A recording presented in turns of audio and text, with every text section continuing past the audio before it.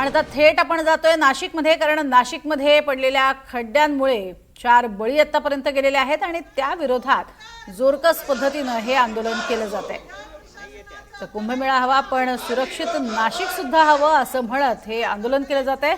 महानगरपालिकेच्या बाहेर हे सगळेजण एकवटलेले आहेत आणि आंदोलन करतायत। आतापर्यंत चौघांना आपला जीव द्यावा लागलेला आहे आणि खड्ड्यांचे हे बळी आहेत असं म्हणत खड्डेमुक्त नाशिक करा अशा स्वरूपाचा याप्रमाणे इथे फलक जे पाहायला मिळत आहेत।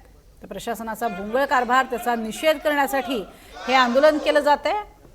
महापालिकेच्या आवारामधलं हे आंदोलन सध्या सुरू असलेलं पाहायला मिळते। नाशिकमधल्या खड्ड्यांवरनं अर्थातच सध्या वातावरण चांगलं तापलेलं आहे, कारण 4 जणांना आपला बळी द्यावा लागलेला आहे आणि अजूनही प्रशासन ढिम्म कसं असा सवाल देखील विरोधकांकडून उपस्थित केला जातोय।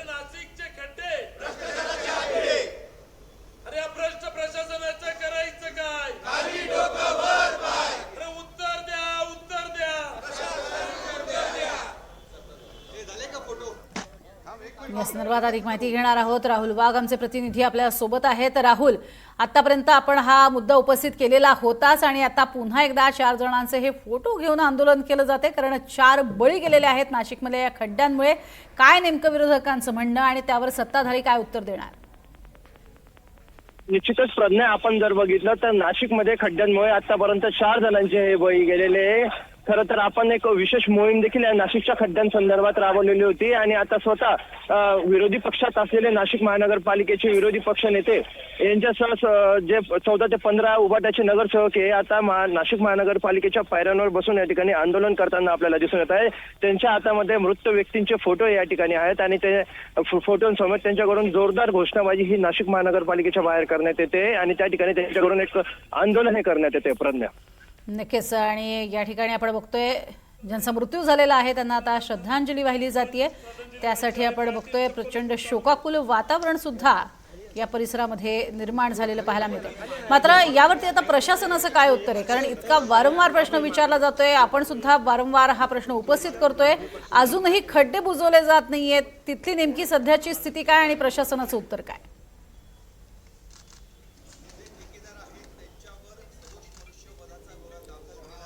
राहुल यांच्यापर्यंत आपला आवाज जात नाहीये, मात्र सध्या आपण बघतोय प्रचंड रोष व्यक्त केला जातोय। या सगळ्यांनी एकत्रित श्रद्धांजली सुद्धा अर्पण केलेली आहेत। ज्यांचा खड्ड्यांमुळे मृत्यू झालेला आहे अशा चौघांचे या ठिकाणी छायाचित्र आणण्यात आलेली आहेत आणि या मृत्यूला जबाबदार कोण असा सवाल उपस्थित केला जातोय। प्रशासनाच्या विरोधात हे आंदोलन केलं जातंय आणि या आंदोलनामध्ये हे फोटो आणण्यात आलेले आहेत। संतप्त असे नातेवाईक सुद्धा या ठिकाणी खरं तर उपस्थित आहेत। अधिक माहिती राहुल यांच्याकडनं घेणार आहोत। राहुल, प्रशासनाचं नेमकं यावरती काय म्हणणं आहे, कारण हा प्रश्न वारंवार उपस्थित केला जात होता अगदी आपल्याकडून सुद्धा, मात्र प्रशासन तितकी दखल घेतली जात नाहीये आणि प्रशासन तितकं अजूनही ढिम्मच दिसतंय।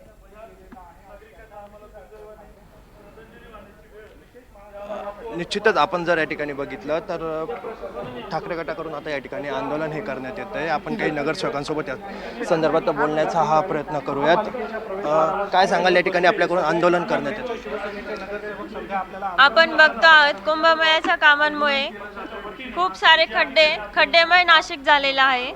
तर आम्ही 2-3 वेळा निवेदन पण देऊन झाले की तात्पुरते तुम्ही खड्ड्यांचं तरी नियोजन काहीतरी करा, पण काहीच उपाययोजना करण्यात आल्या नाही। इतके मोठे ॲक्सिडेंट होत आहेत, ॲक्सिडेंटमध्ये नाशिककरांचा बळी जातोय। तर प्रशासनाने यावर काहीतरी उपाययोजना लवकरात लवकर केली पाहिजे। आम्ही निवेदन देऊन आंदोलन करून काहीही करत नाही यावर। ताई, खरं तर काय सांगाल, आपण या ठिकाणी आज आंदोलन करतो?